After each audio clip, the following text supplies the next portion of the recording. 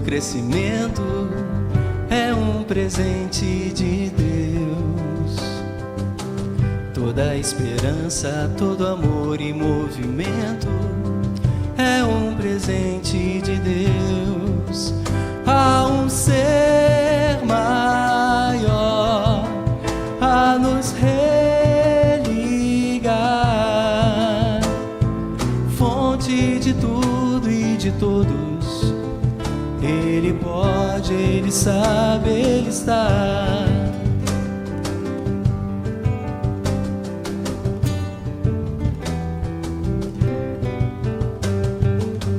Todas as tristezas, todo sofrimento é um presente de Deus. Todas as doenças, todo choro de lamento também é presente de Deus. Há em cada um sempre um grão de fé que nos ajuda a seguir, pois Deus é justo, Ele é bom, Ele é.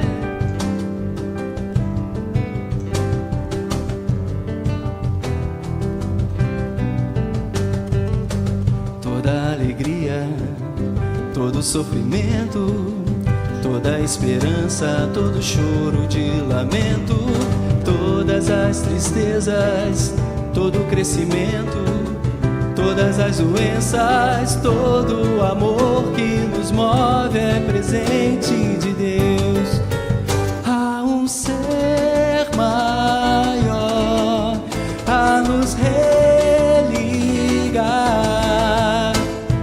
fonte de tudo e de todos.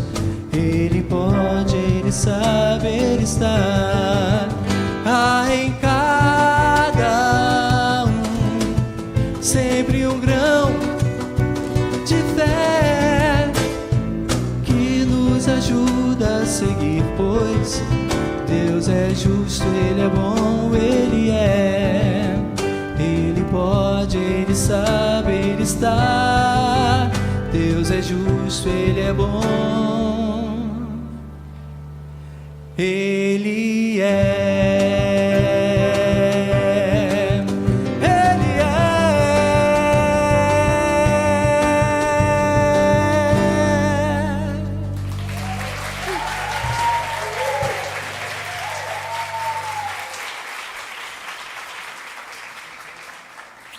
Agradecer a Adriana. Muito obrigado, Adri, por estar com a gente. Adriana.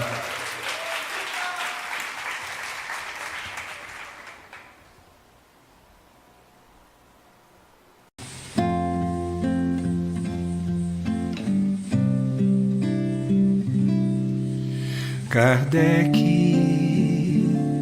em amor, em verdade, em carinho,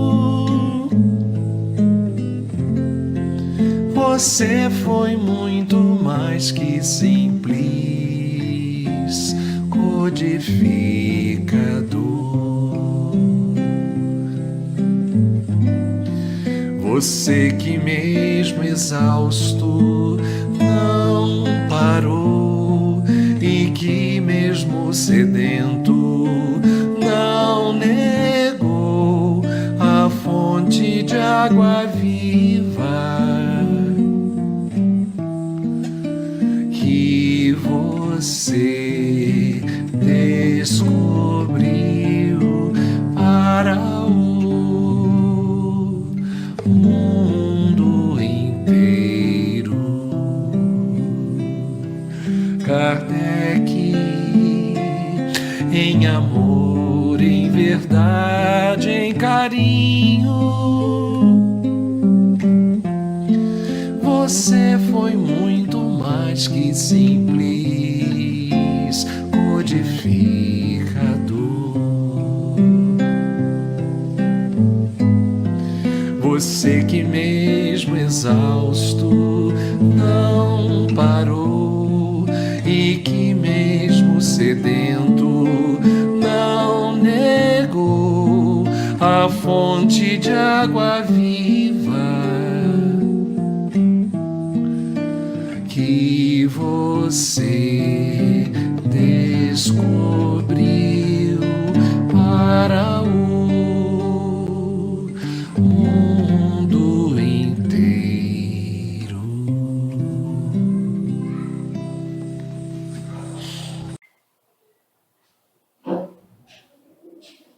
Boa noite, meus amigos. Que a paz de Deus que reina no nosso ambiente, a gente possa absorver essa paz e que todos nós possamos ter uma feliz noite de estudos e de reflexão, o mesmo para aqueles companheiros que estarão posteriormente nos assistindo na gravação da reunião de hoje. A nossa reunião de hoje, ela tem um caráter um pouco diferente das reuniões desse mês. Nós estamos ainda, nesse dia de hoje, dia 27, aqui fazendo uma reverência ao codificador da doutrina espírita, o nosso querido Allan Kardec. E nas semanas anteriores, a nossa casa cumpriu toda uma programação destinada ao mês de Kardec. E hoje, a reunião que se processa na nossa casa é uma reunião coordenada pelo Reunir 6, numa área que vai da região da Costa Verde, né, Paraty, Angra dos Reis, e se estende até Magalhães Bastos. E durante todos os dias deste mês, em todas as casas espíritas dessa região, foram feitas reuniões referentes ao codificador da doutrina espírita. E hoje, em nossa casa, nós temos a oportunidade de receber essa reunião, né? Uma reunião mais específica. E temos a grata satisfação e a alegria de ter a nossa companheira Eliane aqui, né? E que alegria, que prazer, tinha lido o nome dela, mas você não vincula nem sempre o nome à pessoa. E quando a gente vê aqui, uma velha amiga, não, perdão, tempo velha, né? Mas uma grande amiga de bom tempo no nosso movimento espírita. Então vamos fazer a nossa preparação íntima, a fim de iniciarmos a nossa reunião, todo o nosso ambiente, o ambiente deste salão, da nossa casa espírita, já está preparada para isso, e nós vamos, através da reflexão, da leitura, adentrarmos nesse campo de vibração espiritual. E no livro Vida Feliz, ditado pelo Espírito Joana de Ângeles, a lição 148. Todos sofrem enquanto estão no mundo. A dor é um método eficiente para a renovação, quando falecem os benefícios do amor não vivido. Diante dessa fatalidade inevitável que o espírito enfrenta nos mais variados matizes, cumpre-lhe recebê-la com dignidade e confiança. O que hoje se apresenta atormentante, ameaçador, amanhã se converte em paz. A doença física ou mental, a aflição econômica ou moral passam, deixando resultados conforme o grau de elevação pessoal do qual foram recebidos. Não te consideres, pois, infeliz quando sofrendo. Retira os benefícios da injunção expungitiva e segue adiante encorajado. Então, são palavras de estímulo, de motivação para cada um de nós, trazidos nessa importante mensagem desse Espírito amigo. E nós agradecemos, Senhor Jesus, cada mensagem iluminativa que chega aos nossos olhos, à nossa mente, aos nossos sentimentos, que tem por finalidade fazer com que sobreviva o eu espiritual de cada um de nós, pois como espíritos imortais, aqui estamos na luta de cada dia, enfrentando as dificuldades como injunções da encarnação de agora. E quando enfrentamos as dificuldades, Aprendemos, Senhor, que jamais estamos sozinhos, que temos todo o amparo espiritual necessário para fortalecer a cada um de nós. E muitas das vezes, esse amparo espiritual agrega junto de nós aqueles companheiros encarnados, com o intuito, com o objetivo de nos auxiliar na travessia desse sofrimento. Por isso, nós agradecemos todos os instantes de nossas vidas, assim como agradecemos este momento de reunião, onde aqui, através das palavras que a nossa querida amiga trará para nós, fruto de um trabalho de pesquisa, que estas palavras possam marcar-nos positivamente, iluminando o nosso saber, mas principalmente a nossa consciência. Obrigado, Senhor, pela tua luz e pela tua paz. Envolva a nossa companheira, que fará uso da palavra, assim como todos nós que aqui nos encontramos nesse instante, e aqueles que estarão dentro de algum tempo, vendo, revendo esta palestra de hoje. Que as tuas bênçãos e paz estejam com todos nós. Muito obrigado, Senhor. Graças a Deus.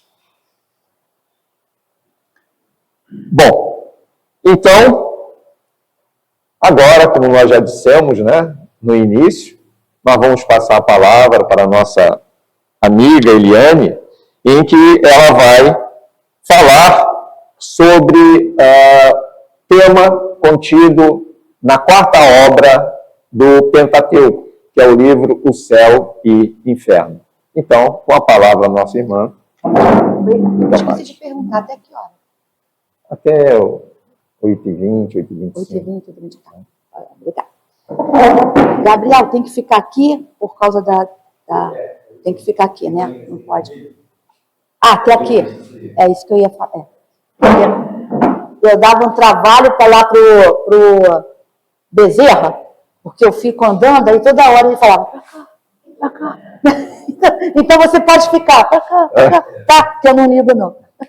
Então, meus amigos e minhas amigas, que a paz de Deus continue com todos nós. Né? É um prazer estar aqui de volta. Né? Muito tempo eu já estive aqui, tá? Mas é um prazer rever os amigos, né? Os velhos amigos, os amigos novos também. É um prazer estar aqui. E eu lembro, só para contar uma coisinha aqui, do meu amigo aqui, tá? Eu lembro dele, uma vez, nunca esqueço disso, e eu falo nos meus estudos, uma palestra que ele fez no Centro Espírita Amigos do Bem, num aniversário do Amigos do Bem. Ele, no meio da palestra, ele falou assim, com aquela voz dele, né? Quem aqui já fez uma prece para algum malfeitor aqui? Quem já fez? Como ninguém era mentiroso, ninguém levantou o dedo. Aí ele, vocês deveriam fazer. Sabe que eu aprendi isso? Eu aprendi, eu levei para a minha vida. Eu sempre agora faço uma prece também por algum malfeitor. A gente aprende, né? Nós não estamos aqui para aprender e a gente tem que fazer mesmo. Né? Eles precisam mesmo das nossas preces, né? O nosso querido amigo que já desencarnou também, lá do Grupo Paz, Amor e Caridade, seu Joel Machado. O filho dele foi assassinado, né, no assalto. Aí ele dizia também para a gente assim, que ele fazia duas preces, uma para o filho dele e outra para aquele que foi o algoz do filho dele. Né? E a gente tem que aprender isso, né? Que é isso que a gente aprende, nós temos que exercitar o que aprendemos. Né? Então, hoje nós estamos aqui representando a Reuni 6, né, que, em homenagem ao nosso codificador, Allan Kardec, esse ano, como é os 160 anos do Céu e Inferno, nós vamos falar desse tema, que é a justiça divina, sobre a ótica do amor. Nem castigo, nem perdão, mas recomeço. Vamos lá, meu amigo. E como? Pode dar. Só para nós termos uma ideia aqui de como é o nosso movimento espírita. Nós sabemos que o nosso Conselho Espírita do Estado do Rio de Janeiro, o CERJ, e ele está dividido em 7 áreas. São 9 reunir, a nossa é o 6º, são 9 reunir, 45 seus e 691 instituições espíritas adesas. E o CERJ, a hierarquia fica da seguinte forma. O CERJ a reunir o seu e as casas espíritas. Essa é a estrutura do nosso movimento espírita. Vamos passando mais uma aí. E nós somos da Reuni 6. Pode ir lá voltar. A Reuni 6, a amigo aqui já adiantou, nós temos esses 5 seus. É o 25º, que pega toda essa área aqui. Né? O 27º, que é a Paciência, Santa Cruz, Sepetiba, Itaguaí. O 28º, Campo Grande, Augusto Vasconcelos, Santíssimo, Ioaíba, Guaratiba, Pedra de Guaratiba e Seropédica. É bem grande, né? Santa Cruz é bem grande também, porque Itaguaí é grande, né? Santa Cruz é grande, pega uma área bem grande. O 29º, aqui, né, de vocês, que é Bangu, Senador Camará e Jabu, e o nosso lá, o meu é o 30º seu, é Realengo, Padre Miguel Magalhães de Basto. Então, nós formamos a Reuni 6. Vamos lá, mais umazinha aí. E a gente faz esse encontro, já tem um tempo, e todos, que é o órgão máximo nosso, que é a Federação Espírita Brasileira, aí vem o CERT, Conselho Espírita do Estado do Rio de Janeiro, e os seus. Né? E os seus, cada seu tem as suas casas espíritas adesas. O 29º, tem aqui o Paulo Dimas, Pedro de Alcântara, e por aí vai. As casas adesas ao 29º. Vamos lá, pode passar mais um. E o Meio de Kardec, ele é um evento que ele agrega os centros espíritas de todos os seus. Nós, cada seu, já sempre fez, no mês de outubro, a homenagem ao codificador. Sempre foi feito. Todas as casas espíritas assim o faz. Mas nós resolvemos fazer uma integração, né, com a Reuni 6. Para nós fazer pelo menos um dia do mês, já é feito no centro, um dia seria o reunir. Mas por que isso? Para nós mantermos a união entre todas as casas espíritas, para nós nos conhecermos. A proposta é: Realengo faz em Bangu, faz em Santa Cruz. Quem é de Santa Cruz faz em Bangu, faz em Realengo. A gente aqui vai para Angra. O pessoal foi para Angra também. Tá? O pessoal foi lá para Angra. Tem gente que foi para Angra, foi lá para Paraty, tivemos lá também. Não eu, né? Mas alguns companheiros nossos estiveram lá em Angra também. É para nós, para haver essa interação. Como foi a Caravana da Fraternidade, né? A nossa ideia é essa. E isso acontece, na Reuni, acontece desde 2019. Foi quando foi a comemoração pelos 70 anos do Pacto Áureo. E depois isso foi acontecendo. Deu uma parada na pandemia, uma parada no presencial, mas continuou pela transmissão pelo YouTube. E depois nós retornamos. E agora, em 2025, né, nós estamos dando continuidade com o Céu e o Inferno, né, que esse livrinho aqui está fazendo 160 anos. Vamos lá, meu amigo. Mais uma lá, né? Que é a Justiça Divina sob a ótica do amor, que é o nosso tema. Vamos lá, então. Bom, Kardec, ele lançou essa obra em 1º de agosto de 1865. A versão considerada final foi a 4ª, que teve as revisões, né? E ela surgiu em 1869, e sem o prefácio de Kardec. Pode dar mais um toque aí. Isso é interessante. As traduções do Manuel Quintal, elas não têm o prefácio de Kardec. Essa aqui minha não tem. Eu tenho uma em casa que tem. E o prefácio de Kardec é muito, muito legal. O prefácio de Kardec dessa obra aqui. É que a outra minha é maior, essa aqui cabe melhor na bolsa. Mas essa aqui, do Manuel Quintal, ela não tem. Mas a maioria das edições do Céu e Inferno, ela tem o prefácio de Kardec. Vamos lá, então. Essa foi aquela primeira edição, né? Era como era, né? Vocês vão ver agora como a tecnologia é boa, né? Como o livrinho ficou bonito agora, ó. Essas são as capas. No Brasil, né? Essas são as capas aqui que nós temos aqui no livro Céu e Inferno, mais modernas, né? Vamos lá, meu amigo. Bom, no Céu e Inferno, esse livro, a gente aprende, pode dar mais um toque aí, que Deus é soberanamente justo e bom. Esse livro, ele nos relata que a felicidade ou o sofrimento na vida espiritual não são punições arbitrárias, mas consequências das nossas atitudes. Porque Deus não pune. Deus não pune. Nós que somos responsáveis pelos nossos atos, não é uma punição de Deus. Nós falávamos tão errado. Hoje, acho que o linguajar já está até diferente, mas no meu tempo se usava muito falar assim, né? Para de fazer isso, Deus vai te castigar, menina. Deus vai te castigar, menino. Deus não castiga. Deus não castiga ninguém. Meu pai era uma pessoa excelente. Me ensinou muita coisa, né, sobre ajudar as pessoas, mas ele era testemunha de Jeová. E ele tinha um ditado que era engraçado, que ele falava assim: livra-se da ira de Deus. Aí eu falava assim: mas papai, Deus não tem ira, quem tem ira sou eu.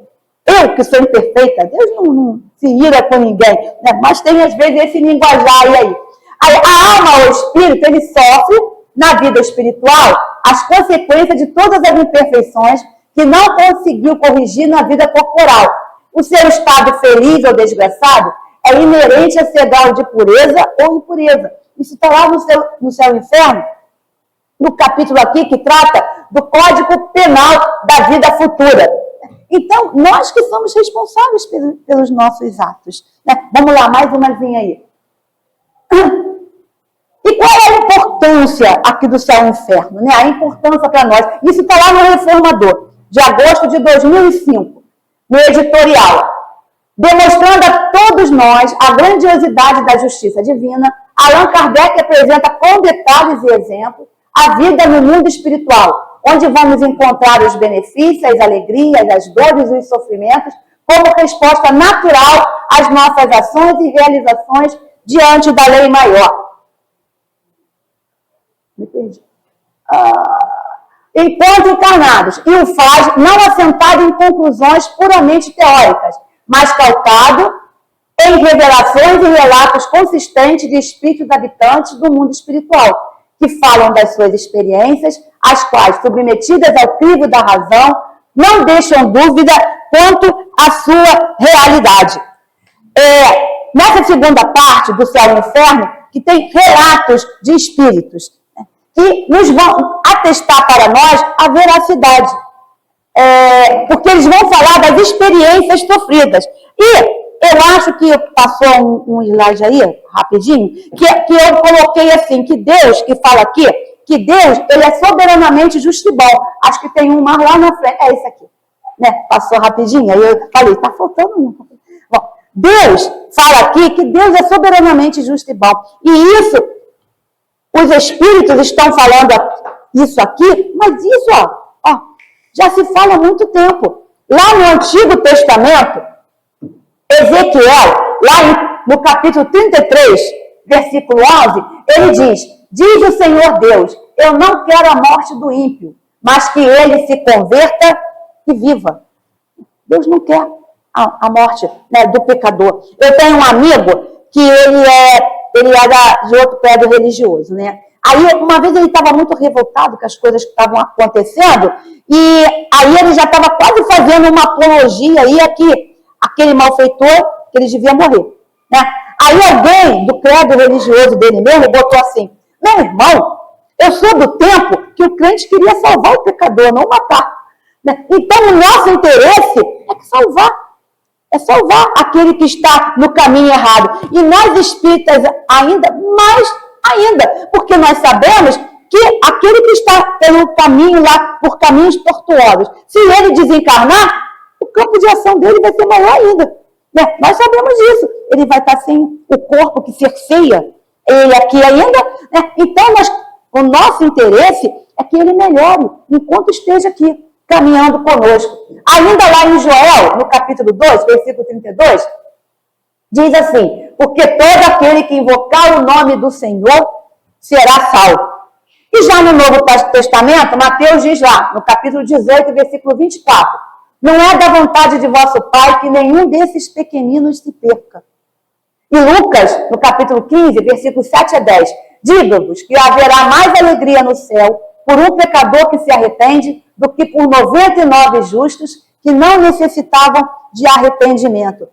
Deus, nós que somos seres ainda imperfeitos, nós nos alegramos quando alguém volta para o caminho do bem, né? Quando um filho querido que andava, um ente querido nosso que andava aí por caminhos tortuosos, se ele resolve mudar, e a gente recebe tão bem, a gente fica feliz. Né? Imagina Deus, que é soberanamente justo e bom, ele se alegra com aquele que quer pautar-se numa vida melhor. Agora vamos voltar lá para os nossos, né? Paramos aí, vamos no outro, né? Então, A primeira parte do céu e inferno, Kardec apresenta todo o esclarecimento acerca da passagem da vida corporal para a vida espiritual. Vai esclarecer sobre as penas eternas, sobre céu e inferno. O que é o céu e o que é o inferno? O que é o céu e o inferno? Quando eu era de outro credo religioso, eu era bem novinha ainda, aí eu questionava muito isso. Era um dos meus questionamentos, que nos fez procurar outra doutrina. E eu pensava, eu não sou boazinha. Eu sei que a gente não é, a gente tem a nossa consciência. Eu falava, eu não sou boazinha que mereça esse céu. Que falavam pra gente. Mas eu também, acho que eu já não cometia tantos males que eu merecia também ficar lá no fogo do inferno. Isso já nos questionava. Esse céu e inferno são estados da nossa consciência. Quando nós sabemos que nós erramos, que ninguém precisa falar, né, que a gente erra, porque a gente sabe, no fundo a gente sabe, porque está lá, ó, na nossa consciência, por mais que a gente ache, né, ou queira dizer para as pessoas que a gente está certa, mas no fundo, lá na nossa consciência, a gente sabe quando erra. Né? Quando a gente comete um deslize, não precisa ninguém ficar apontando o dedo para a gente sabe que errou, porque está na nossa consciência. E quando a gente erra, aí a gente fica naquilo que para nós é um inferno. O que é esse inferno? O remorso que a gente sente. Quando dá para reparar a falta, que bom, mas tem hora que não dá. Eu conversei uma vez, né, fiz quase um atendimento fraterno com uma pessoa que, olha como ela se martirizava, já era uma senhorinha. E ela se martirizava tanto que quando ela era bem jovenzinha, ela tinha cometido um aborto, sabe? E olha naquele tempo, hein? Naquele tempo que a pessoa aparecer grávida, né, a jovenzinha aparecer grávida era uma vergonha, né? Então ela cometeu esse aborto e ela tinha esse pesar. Depois ela se tornou espírita e ela tinha esse pesar dentro dela. Aí eu falei assim para ela, minha amiga, minha irmã, eu vou falar para você, não são minhas palavras, são palavras do Divaldo. O Divaldo Franco, que ele disse uma vez para alguém que foi procurar ele, estava lá, que no meu tempo era fita, depois passou a CD, agora eu não sei se tem no YouTube, né? Que era cura e autocura. E ele disse para essa senhora que foi procurar ele, disse isso também, né? Que ela tinha cometido alguns abortos, ela estava muito arrependida. Aí ele disse para ela assim, minha irmã, não posso dizer para você que o que você fez está certo. Né? Não dá para aliviar isso. Mas eu posso falar para você que dá para recomeçar. Né? Dá para recomeçar. Se perdoa, porque tem jeito de voltar, de refazer. Isso não vai ter. Não tem jeito de refazer. Mas tem jeito de começar. Comece a trabalhar. Trabalhe pelas crianças desvalidas. Seja voluntário em algum local que cuide de crianças. Né? E ele disse que a moça começou a fazer isso. E aquilo foi bom. Depois ele não teve mais contato com ela, mas isso foi bom. Claro que foi bom para a consciência dela. Né? E o amor, meus irmãos, como já dizia Pedro, né? Cobre a multidão de pecados. Né? Não dá para a gente voltar, né? como disse Chico, né? Mas dá para a gente começar de novo. Então é isso que a gente tem que tirar para a nossa vida. Começar não dá, mas dá para a gente daqui para frente fazer diferente. Como, assim, vou contar algo nosso, né? Meu a gente pode fazer, né? Fofoquinha nossa. Eu fui num passeio que foi lá do Grêmio Espírita Guia Celeste. Nossos amigos, né? Tudo amigo. Aí nós fomos para Minas Gerais, né? Aquelas cidades históricas. Aí o guia nos levou, né, numas cavernas onde ficavam os escravos, né, bem dentro. E ele contando tudo. Olha, eu comecei a me sentir tão mal, Eu tive que sair de lá. Aí, amigo passa a mão na cabeça de amigo, né? Amigo passa a mão na cabeça de amigo. Aí os meus amigos, deve ser porque você foi algum daquele escravo. Eu falei, não, eu devo ter sido um desses algozes, por isso que eu estou desse jeito, né? O remorso batendo. Provavelmente vamos, né? Provavelmente nós temos as nossas mazelas, quem não os tem? Né? Senão nós não estaríamos mais aqui. Né? Ou então, se estivéssemos, seria como missão. Né? Então, todos nós temos as nossas mazelas. Por isso que nós temos que ser mais fraternos com aqueles que cometeram erros e que querem mudar. Né? Então, nós temos que ser mais fraternos com essas pessoas. E nos esclarece também acerca de anjos e demônios. Não existe anjos, nem existe demônio. Nós seremos anjos um dia. Um dia todos nós seremos anjos. Todos seremos espíritos puros. Mas demônios, a gente sabe que não existe. que é o demônio, são aqueles companheiros nossos ainda, renitentes no erro.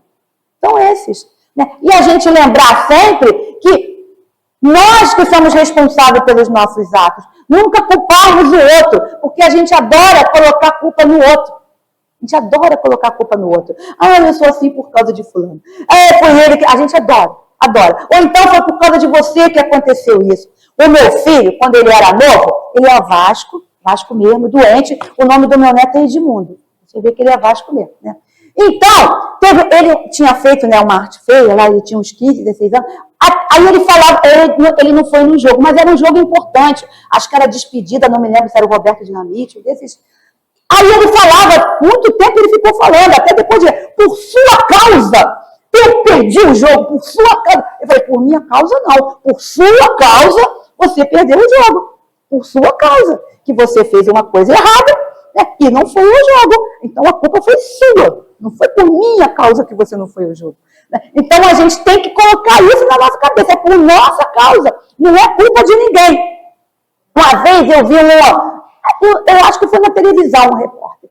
Eram 2 irmãos que tinham tido um pai abusivo, né, um pai difícil, e ele não deu para nada, né, só ficava no bar, aí o repórter perguntou para ele, né, assim, a quem você deve isso, essa situação que você se encontra? O meu pai, porque meu pai não cuidava da gente, meu pai, aí ele botou, né, tudo é culpa do teu pai. O outro irmão não, era bem sucedido, se tornou advogado, aí o repórter fez a mesma pergunta para o irmão.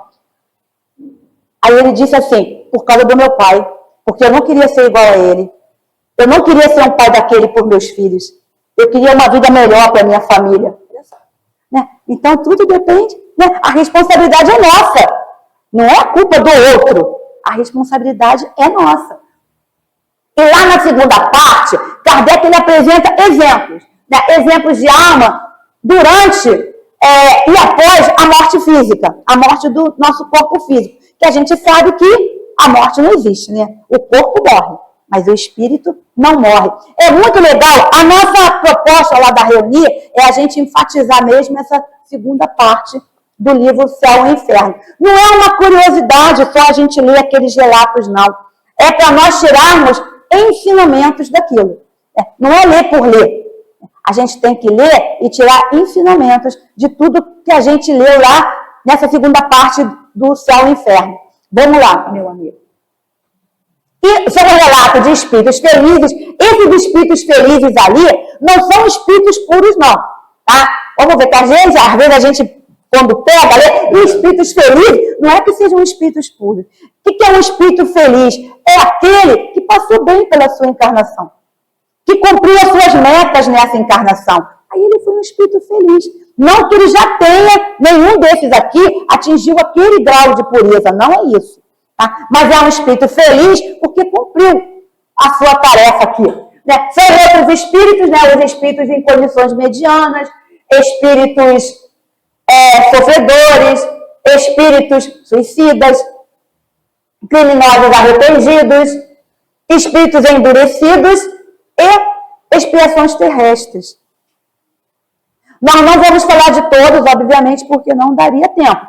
Bem que me falaram que podia ser até meia-noite, mas né, a gente não...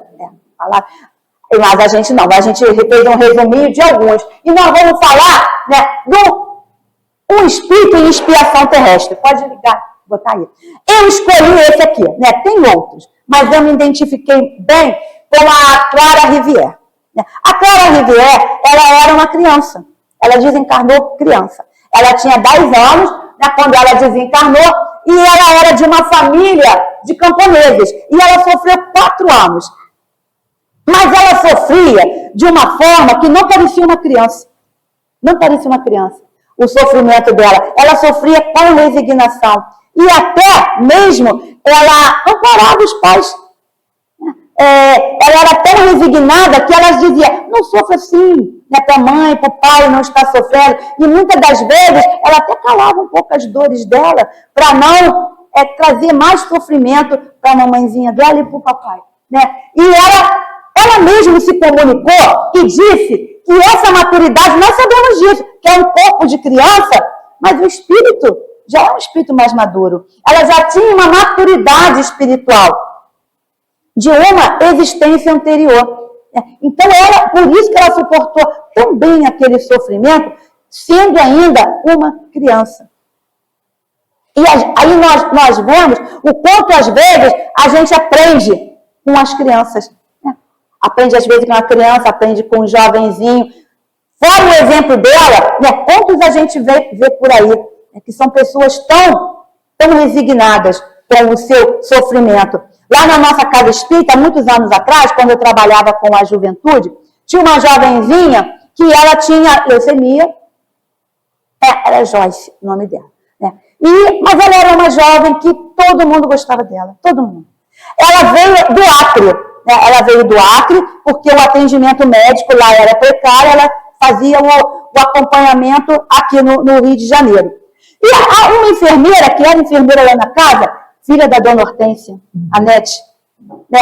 Gostou tanto da que a Nete levou ela para casa dela. Ela não ficou naquela que tem um abrigo que ficam as pessoas que vêm de fora. Mas a Nete, né, que vale também ressaltar isso, a Nete, filha da dona Hortência, ele conheceu, ela levou para casa dela, né, a Joyce. Né? E aí a mãe dela vinha também, temporariamente, mas ela era uma menina maravilhosa. Todos os jovens lá admiravam. Nem parecia que ela passava por aquele sofrimento grande. E todos nós sabemos que a químio caiu o cabelinho dela, né? Aí os jovens fizeram uma vaquinha lá e compraram uma peruca para ela. Aí um dia eles foram visitar ela, a Joyce sem peruca. Aí eles falaram, ela com lencinho, né, tão bonitinha, ela com lencinho no cabelo. Aí ela disse assim, porque tinha aqui a menina, ela estava chorando tanto porque ela não tinha cabelo.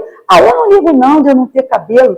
Né? Eu boto o meu lencinho assim, fica legal, mas ela estava sofrendo muito. Ela deu para uma outra pessoa. Né? Essa jovenzinha, ela desencarnou, sabe? Ela desencarnou, quando ela fez 18 anos, ela desencarnou. Mas os jovens gostavam tanto dela que um jovem lá, ele disse assim, se eu casar, eu tiver uma filha, ela vai se chamar Joyce. E ele casou, teve uma filha, ele se chama Joyce mesmo. Hoje, pelos anos, ele cumpriu isso mesmo. Só que é um espírito que deixou muitas lembranças boas e exemplos bons lá no coração lá dos nossos jovenzinhos. E só ele conhece a história, só para saber, depois a Nete, ela veio desencarnar também de câncer. Né? É a Nete, você soube? Não. A Nete, ela teve um câncer de pâncreas, e lá ele conhece a dona Hortência, foi uma... Não vou falar isso, né? Fatalidade, apaga, deleta. Né? Foi uma expiação que eles passaram mesmo. O filho da dona Hortência, o Paulinho, né? Ele teve um câncer de intestino, a Nete cuidou dele, né? E ela era uma filha adotiva, sabe? Ela cuidou dele, ela era enfermeira, né? Enfermeira de grau superior, ele desencarnou, ela até colocou o nome de um dos filhos dela, é Paulo também. E logo depois, né, depois de um tempo, ela desencarnou também de câncer, né? Desencarnou a dona Hortência, né? E o seu Aloísio, ele estava com Alzheimer, né? Aí ele teve Alzheimer, não estava conhecendo, aí o Aloisinho, o filho mais velho, que morava, não mora aqui, mora em outro estado, ele era da Marinha, mora no Maranhão, aí ele falou com a gente, eu vou levar o papai, já não tem mais a Nete, já não tem a mamãe, eu vou levar o papai. Ele levou foi em dezembro que a Nete desencarnou, o seu Aloísio desencarnou logo em março. E para a gente ficar na memória aqui, o Aloisinho desencarnou na Covid. Logo no início da Covid ele desencarnou. Então a família, né, só tem os netos mesmo, né? Mas é uma família que ele conhece que nos deixou muitos exemplos bons. A dona Hortência, né, para quem conheceu, e o seu Aloísio faziam um trabalho magnífico no presídio, né? Foram duas pessoas que a gente admira muito e tem como exemplo. Fizeram vários estudos aqui. Fizeram muitos estudos aqui na casa. Ele fazia muito estudo, né? Seu Aloísio e a dona Hortência. Bom, então, ela numa existência anterior, por que ela passou por isso, a Clara, né? Numa existência anterior, ela tinha uma posição social elevada, ela usufruiu de saúde, posição social, negligenciou tudo isso, né? E nessa encarnação ela veio para expiar, né? Uma existência passada dela. Vamos lá, passar lá. E a lição que nos deixa esse caso, né? Que a gente tem que tirar uma lição desse caso. Ela exemplifica que a reencarnação e expiação, né? A doença não foi um castigo injusto, mas uma oportunidade para o espírito se purificar de erros passados. Aí eu lembro, eu assisti o Tony, vocês conhecem o Tony, era de Bangu, o Tony, né? Que ele casou, aí está morando em Santa Cruz agora, né? Agora ele é de Santa Cruz. Mas o Tony, ele teve fazendo esse estudo lá no Sociedade Espírita Francisco de Assis, que é lá em Realengo. Eu estava lá e eu gostei muito do exemplo que ele usou, né? Vou copiar aqui e vou falar. Ele citou um exemplo que nós somos que nem quando a gente tem um cartão de crédito. Aí a gente vai, compra, né? Comprou, e depois chega na hora de pagar, a gente não paga o mínimo.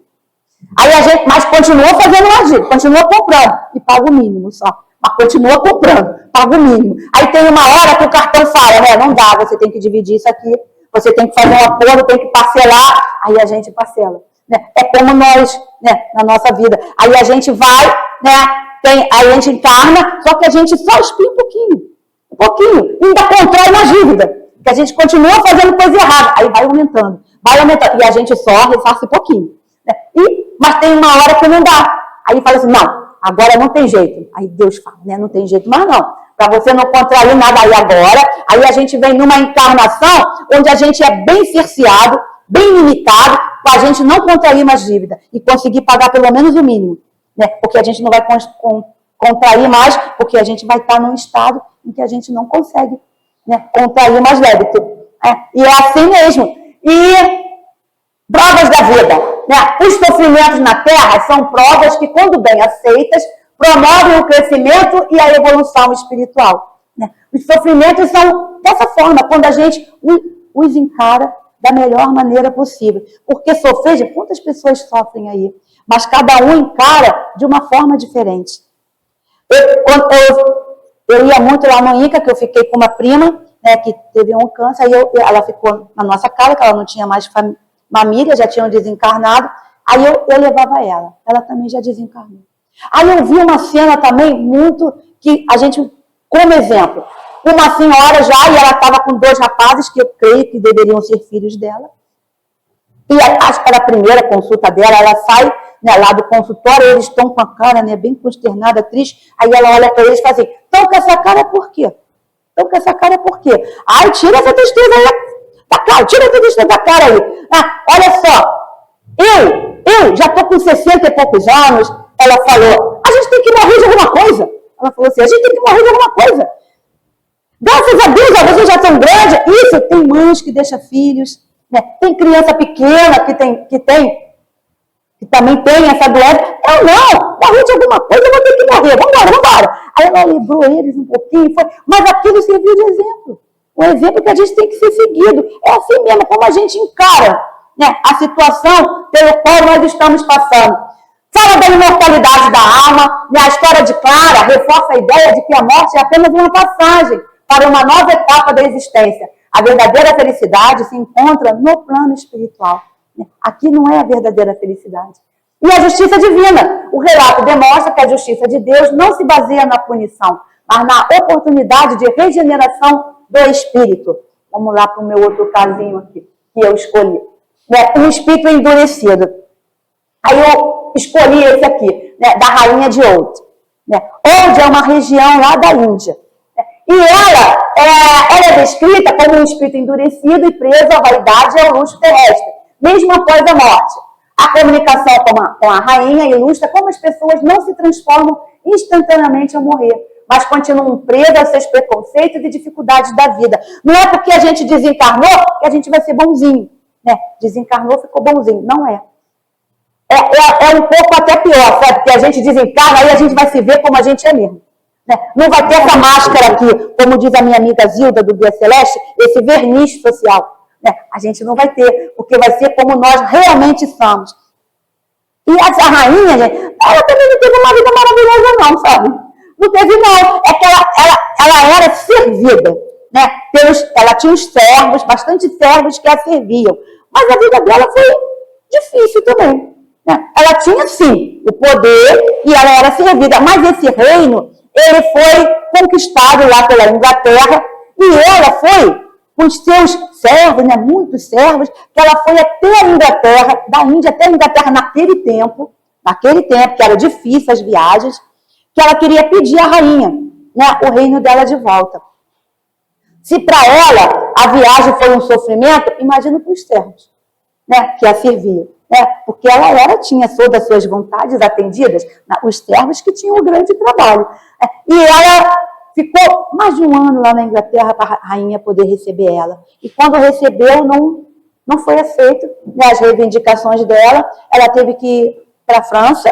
Lá na França, chegou lá na França, ela já muito debilitada pelo desgaste da viagem, ela desencarnou na França e foi enterrada num solo para ela, dito, né, ela era um solo cristão, ela era muçulmana, né, ela era muçulmana. Então, para ela, isso já foi um sofrimento. Para o espírito, foi um sofrimento ter sido enterrada em solo estrangeiro e num cemitério cristão. E na comunicação dela, ela reclama, né, com o dialogador, que ele não está tratando ela com respeito, ela é uma rainha. Ela quer ser tratada com respeito. Cadê os servos dela? Ela é um espírito muito endurecido dessa forma, ela está ligada, muito ligada a todo aquele poder.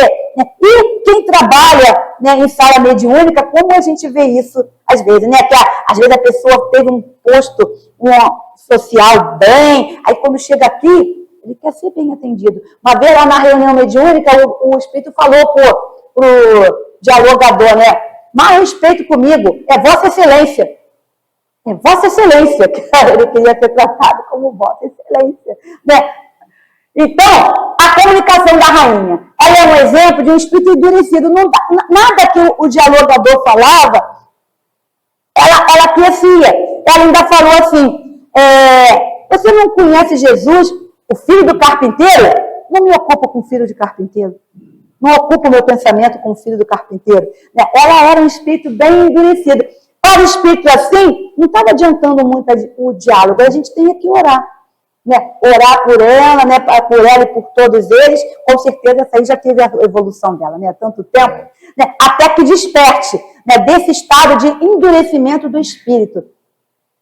E a rainha, ela demonstra apego às convenções, à matéria, mostrando a dificuldade de desapegar-se dos bens terrenos e do status social, mesmo no mundo espiritual. Né? Daqui a gente não vai levar nada. A gente não leva nada daqui. Né? Isso a gente tem que pensar. Eu estava uma vez num salão, né, pintando os cabelos, né, o branco não aparecia muito. Aí uma amiga estava contando que ela foi num sepultamento, né, e a mãe, era a mãe, né, da conhecida dela, ela quis ser enterrada com as joias. Né? Aí a filha botou a joia. Aí ela achou aquilo um absurdo, falou assim, vocês vão deixar essas joias ali? Com ela? Ah, mas não vão deixar mesmo. Não, mas a mamãe queria. Mas essa joia pode ser útil. Vai lá com as obras da igreja. Eles estão da religião. Tá com as obras da igreja. Ah, não vai deixar aquilo ali mesmo. Não, mas eu não vou tirar, porque a mamãe queria. Ah, você não vai tirar? Eu vou tirar. Peraí. Ela falou que foi, tirou. Ah, não é para mim não, é para vocês. Eu não vou ficar. Então você vai lá dar nas obras da igreja. Dá lá. Dá nas obras da igreja. Ela não deixou a joia lá. A pessoa também não ficou, entregou mesmo lá na igreja. Mas teve um fim útil, né? Daqui a gente não vai levar nada de material, quando pode tão ser útil, né, para outras pessoas, as coisas que nós vamos deixar aqui. Vamos lá, meu amigo. Aí a comunicação ela serve como uma lição para nós, né, para mostrar que o estado espiritual de uma pessoa, na vida após a morte, reflete o seu progresso ou a nossa estagnação moral. E as características a destacar nesse caso, o orgulho, né, ela ainda mantinha o orgulho dela, né, a vaidade e o egoísmo, né, só pensava nela. Nós não podemos, essas coisas aqui a gente tem que deixar. Né, temos que já, vamos nos acostumando com isso aqui, vamos, como diz, nos desapegando. Eu tenho certeza que ninguém aqui é apegado a bens materiais, eu tenho certeza. Mas o que ainda nós somos apegados? O que dificulta para a gente? O que dificulta? Oi? Exatamente. São as pessoas. São as pessoas. Nós somos ainda apegados às pessoas. Né? Isso aí eu estou treinando já, estou tentando treinar já, sabe? Que nós temos que nos desapegar das pessoas. Deus vai cuidar de todos e nós não somos insubstituíveis. Né? Isso é algo que a gente tem, esse orgulho que a gente... Nós não somos insubstituíveis. Eu estou trabalhando isso comigo. Entendeu? Eu tenho uma neta autista, eu tenho que parar com isso de achar só eu que sei cuidar dela? Só eu que sei? Tem outras pessoas também que vão mesmo. Isso fica na nossa cabeça, né? Ai, a gente vai ter. Então a gente tem que nos ir desapegando do marido, né? Vamos nos desapegando, vamos... Eu estou trabalhando já isso. Mas sabe por quê? Porque eu fiquei reprovada no teste. Eu fiquei reprovada. Quando eu era mais jovem, né? Eu moro aí, né? Mais perto da Vila do Vintém. Aí um dia estava eu e a minha amiga no ponto do ônibus, aí saiu um tiroteio. Era um tiroteio, e eu batia assim nas portas, ninguém abria. Ninguém abria. Aí eu falei assim para minha amiga, ai, eu acho que a gente desencarnou. Aí ela, ai, que bom, Eliane, vamos aqui ficar esperando os espíritos nos pegarem. Aí eu, que esperar nada, eu tenho que ter espírito. Bati na porta até que alguém abriu. Aí quando a gente cai na real, olha a vergonha, olha a vergonha. Aí eu falei para ela, você passou no teste, eu fiquei reprovada. Aí ela, não, amiga é fogo, né? Não, amiga, é porque eu não tenho ninguém, né? Não casei ainda e você tem uns filhos. Não, eu fiquei reprovada mesmo, reprovei, né? Então agora, reprovei 2 vezes. Eu reprovei na Covid também. Eu também tive a Covid, eu não queria também desencarnar não, gente. Eu falava, ai, para que eu não desencarne. Aí agora eu caí na real. Não teve outro teste, mas eu caí na real e eu já estou trabalhando isso. Eu já falei com o meu marido que eu estou trabalhando dele, falei para ele, se eu desencarnar, você pode casar de novo, casa de novo, sabe? Refaz a sua vida, já estou falando já, que é para eu ir me desapegando. Pode refazer a sua vida, tá? Eu estou tentando já, para ver se acontecer de novo, eu não reprovo. Né? Porque eu reprovei 2 vezes. Então, nós temos que ir trabalhando. Esse apego que a gente tem ainda às pessoas, né? Infelizmente, né? Infelizmente. Claro, a gente gosta das pessoas, ama, mas a gente já tem que começar a desapegar. Eu tenho uma amiga lá na nossa casa espírita, ela desencarnou mesmo, um acidente de carro. Mas ela dizia assim, coloca lá na minha urna, coloca o endereço, Rua Recife 137, que é para me levarem lá para o centro. Desencarnar, já me levaram para lá, até onde levar? Né? Bota o endereço lá na urna. Ela falava isso, ela desencarnou mesmo, precocemente, um acidente de carro. Bom, vamos lá. Espíritos suicidas. Aí eu escolhi esse da mãe e do filho, né? Era uma mãe que o filho já estava desencarnando, ele chamou todo mundo da família e ele desencarnou e procuraram a mãe, porque depois acharam ela tinha se enforcado. Né? Ela tinha se enforcado aí, na esperança de encontrar o filho. Encontrou? Não encontrou, né? Não encontrou. E esse filho, na comunicação também, ele se comunica e ele pede até que ore por ela, né? Que ore, né? Pela mãe dele. Que não adianta, né? Que a gente não vai encontrar os nossos entes queridos se nós apressarmos o nosso desencarne. E eu acho isso até um egoísmo, né? Será que eu amo mais o meu filho do que outra pessoa? Né? Eu vou botar que eu amo demais. Todo mundo ama seus filhos. Quem é que não sofre quando um filho bate antes da gente, né? Quando um filho desencarna? Não é porque a gente não ama que a gente tem resignação. Não é por isso. Não é por isso. É porque nós já temos aquela maturidade espiritual. E esperar o tempo, né? Que se Deus permitir, se nós esperarmos o tempo correto, nós vamos nos reencontrar um dia, né? As lições desse caso. O amor materno, né? O amor materno, ele tem que vir acompanhado da fé. Né? A gente ama sim, mas a gente tem que ter fé. Né? Resignação, que Deus sabe de todas as coisas. Agora que a gente já aprende, quando a gente pede, é claro que quando a gente pede por um filho que está doente, é claro que nosso pedido é que ele melhore e fique bom. Mas agora eu já aprendi que a gente tem que falar assim, Deus, mas olha só, não me ouve não, faz a sua vontade. Né? Que seja feita a sua vontade, não a minha. Vamos lá, não. O Espiritismo nos ensina a ter fé na justiça divina, mesmo diante das maiores dores, pois todo amor é um instrumento de Deus para nos aprimorar. Vamos lá. A importância da resignação. Né? Nós temos que ser resignados, temos que nos curvar à vontade do nosso Pai. Mas pode passar. Eu vou ter que correr. Os criminosos arrependidos. Gente, isso me deu uma tristeza tão grande. Quando eu li esse aí então me tocou mais. Fiquei muito triste mesmo. Eu cheguei até a chorar com essa comunicação. Porque é muito triste quando a gente vê o arrependimento, o sofrimento de alguém arrependido é muito grande. O remorso é muito triste. O remorso é muito triste.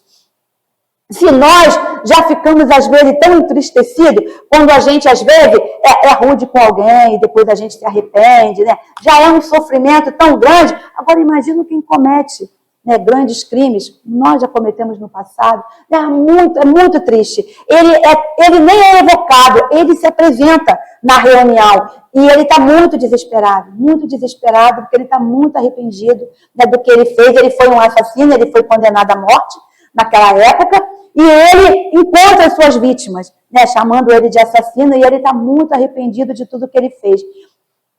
E não é na primeira comunicação que, claro, que ele fica bem, né? Várias comunicações depois, e ele consegue ter um alívio, e ele agradece as preces. Por isso que nisso eu me lembrei daquela palestra do meu amigo aqui, né, que disse que a gente tem que orar por aqueles que estão no caminho errado, orar muito por eles mesmo, é que precisam das nossas orações, que é muito triste. Essa comunicação, na minha opinião, né, que me tocou mais, eu achei muito triste. Ele está muito desesperado. Vou passar para outra por causa do tempo. Né? E os espíritos felizes? Esse Vitor Lebuff, né, ele é um espírito, é um jovenzinho, ele desencarna jovem, mas ele é um jovem, ele trabalha, né, para ajudar a mãe dele, e mesmo ele já estando bem doente, ele nem fala muito para a mãe dele, senão a mãe dele ia falar que ele precisava parar de trabalhar, e ele não para. Olha, naquele tempo não tinha o que a gente já conseguiu do social, né, de você ter indenização, de você ficar em casa e receber, né, não tinha isso ainda, né, então se ele ficasse em casa, ele não ia ter dinheiro. Então ele sofreu com resignação, e era um espírito feliz, porque ele passou para outra vida cumprindo tudo que ele aqui se propôs. Foi difícil a vida dele, né? Ele foi muito pobre, num ambiente difícil, e ele conseguiu superar isso tudo. E ele tinha um dever, ele se sentia no dever, um dever de gratidão que ele tinha com a mãe dele, de outras encarnações. Vamos passando aí. E é para a gente lembrar também, nos piores ambientes, pode existir almas felizes. Pode existir aquele que consegue superar o ambiente que vive e consegue ser uma pessoa melhor. Então, vamos lá, então. Né? Então, no caso dele, do céu e inferno, ele é um exemplo de espírito que ele cumpriu. Ele cumpriu o seu dever. E o mérito dele foi maior, porque ele não teve prestígio nenhum. Né? Não foi admirado por ninguém. São aqueles que fazem no anonimato. Ele fez tudo no anonimato. Vamos lá, passar. E ele tinha uma missão de gratidão, né? Qual a característica? Ele teve um dever anterior de gratidão para a sua mãe, e ele pedia que orassem pela mãe dele, que a mãe dele ainda ia ter mais provas a passar ainda nessa vida. E um exemplo, né, que provar que mesmo em ambientes hostis podem existir almas nobres, e que com a vontade é possível resistir a todas as tentações. A gente às vezes culpa, né, o ambiente que a gente vive, né, o nosso lar. Não. Eu ouvi uma vez, era um juiz, né, quando foi dar o veredito lá, o moço, aí a advogada falava, né, que ele veio de lá abusivo, ele foi abusado, aí não sei o quê, aí justificando o crime dele. Aí o juiz depois, né, ele foi condenado, na sentença o juiz falou assim, ele já foi uma vítima, agora ele é o algoz. Ele foi uma vítima. Então não é porque nós fomos uma vítima que a gente precisa de fazer vítimas. Então ele foi um exemplo que num ambiente todo adverso, ele conseguiu vencer as adversidades. E é possível vencer as tentações, é possível.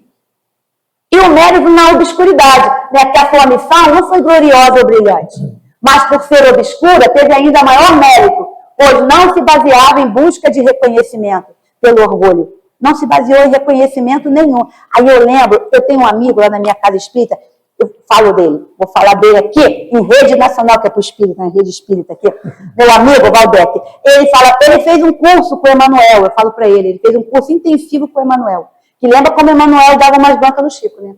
Porque eu falei assim para ele, olha, Valdec, deixa os panos de chão, sempre sou eu que vou levar os panos de chão para lavar aqui do centro, para ver se eu ganho um lugarzinho no nosso lar. Ele falou assim, não vai ganhar nada, porque está fazendo com interesse. Tá vendo? Agora ele se matriculou, eu falo para ele no da Joana já. Ele já está matriculado no da Joana. Ele fala essas coisas assim pra gente, né? Bom, pode passar, meu amigo. A justiça de Deus, sendo infinita, todo mal e todo bem são rigorosamente levados em conta. Se não há uma única ação má, um só pensamento que não tenha consequências fatais, também não há uma única ação boa, um só movimento da alma, numa palavra, mais ligeiro mérito que fique perdido. E isso, mesmo entre os mais perversos, porque representam um começo de progresso. Isso está lá no Código Penal da vida futura. Vamos passar mais, que não dá tempo de eu falar mais. Bom, Jesus, né, que Jesus diz, não são as pessoas sadias que precisam de médico, mas as doentes. Eu não vim para chamar justo, mas sim os pecadores, nós todos. Né? Nós todos que ainda erramos. E podemos ter certeza que Jesus é nosso amigo. A gente pode confiar nele. Na hora da nossa oração, da noite, a gente não precisa fazer frases decoradas. Faz de conta que Jesus está ali do lado. Fala assim. Aí você fala, o senhor sabe como eu sou, não adianta eu mentir. Né? O senhor sabe. Mas, eu estou pedindo isso, né? Eu tenho um propósito mesmo de melhorar. A gente tem uma conversa mesmo íntima ali com Jesus. Né? Que ele vai estar lá, vai estar nos amparando e vai, com certeza sempre vai estar nos fortalecendo. Vamos lá, outro. E lê o Céu e o Inferno. Lê. Depois disso tudo, lê o Céu e o Inferno. Agora tem uma edição, que é para mim, que é grande, tem umas letras grandonas. É boa essa, uma edição nova aí que saiu. Ela é bem grandona, é legal. E nós não podemos, nosso agradecimento ao nosso querido codificador, né, que vencendo todas as adversidades, ele trouxe para nós essa doutrina maravilhosa. Então, que no momento aí da nossa oração, nós ofereçamos ao nosso querido codificador flores do nosso coração. Cada um oferece lá aquela flor que gosta mais. Né? Uma flor fluídica aqui para o nosso codificador. E se der para, vamos ver se ele toca, né? A musiquinha, vamos ver. Vai tocar.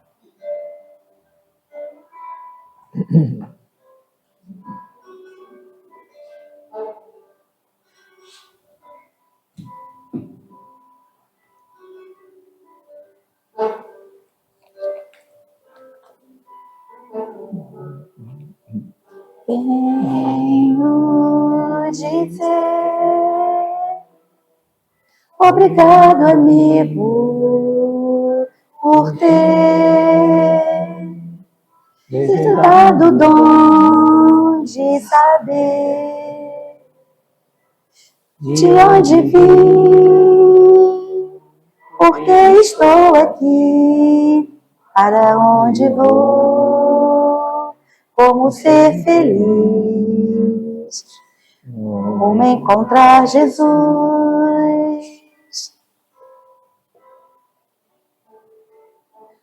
Com seu trabalho, hoje temos o Consolador, que nos trouxe o Cristo, Rede vivo. E a nossa fé hoje é raciocinada, não há mais nada o que temer, apenas caminhar.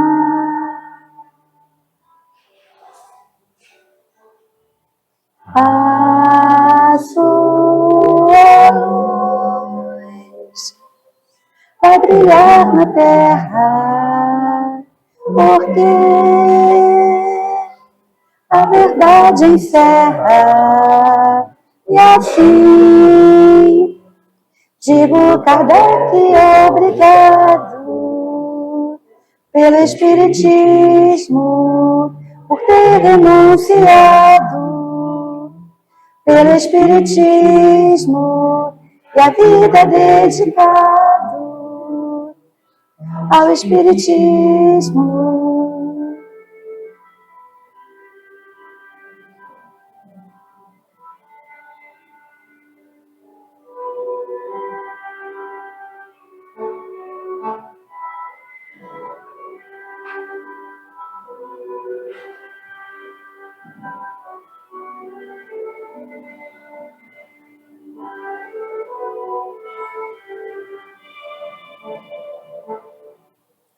Então, companheiros, que a paz de Deus continue com todos nós.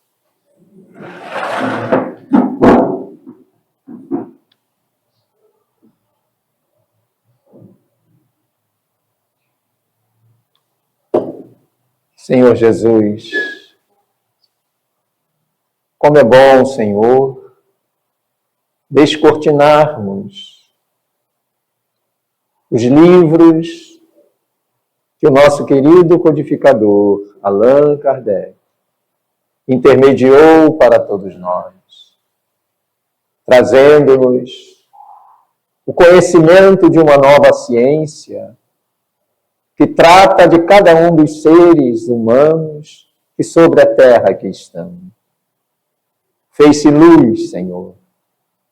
E em curto período de tempo, o nosso insigne codificador trouxe uma vasta literatura para que, através deste conhecimento, consigamos iluminar a alma que somos, consigamos compreender o porquê aqui estamos, compreender a finalidade da vida nos dois planos dela e compreender que precisamos, Senhor, para sermos felizes, desenvolvermos aptidões, trabalharmos virtudes, modificando a intimidade de cada um de nós. E, paralelamente, estendendo nossas mãos para auxiliar, para amparar, para socorrer aquele que ombreia conosco nos nossos caminhos. Obrigado, Jesus, porque prometestes um novo Consolador, o que estaria conosco até o final dos tempos.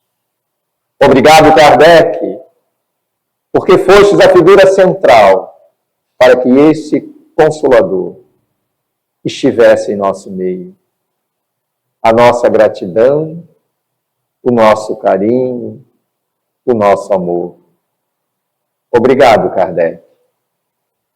Obrigado, Jesus. Obrigado, meu Deus.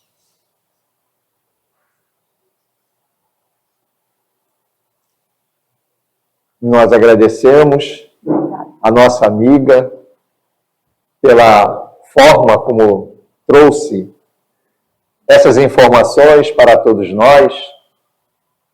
Comumente, uma obra que não é tão estudada no nosso movimento espírita, nós temos nos preocupado mais com o Livro dos Espíritos, o Evangelho segundo o Espiritismo, algumas vezes com o livro A Gênese, mas essa quarta obra da codificação, a gente às vezes relega a um segundo plano, e ela é fabulosa, principalmente na sua segunda parte. A nossa companheira trouxe aqui 3 exemplos de espíritos com as suas necessidades. E a segunda parte do livro, ela traz uma riqueza de espíritos tais quais nós, que servem de exemplo, servem de ensinamento para nós. Então, Eliane, muito obrigado pela forma como você trouxe essas informações. Às vezes, falar sobre uma obra pode parecer cansativo, mas a nossa companheira conseguiu superar isso, né? E foi assim muito gostoso ouvir a você. Então, nós agradecemos a todos aqueles que aqui estão, aqueles que vão estar ouvindo essa palestra posteriormente. E no próximo mês, que é o mês de novembro, nós começamos aqui na nossa casa um novo tema central. E em novembro, nosso tema central será Obsessão, um código a decifrar. E a primeira reunião, no dia 3 de novembro, a segunda-feira, nós teremos com a direção de Marilda Barcelos e a exposição de Tatiana Carvalho, duas queridas amigas, teremos aqui o desenvolvimento do tema obsessão e obsessores. E para mim vai ser muito bom, porque eu estou na segunda parte, né? Sou um obsessor. E nesse instante, nós vamos ao passe, à aplicação do passe. O passe será dado na...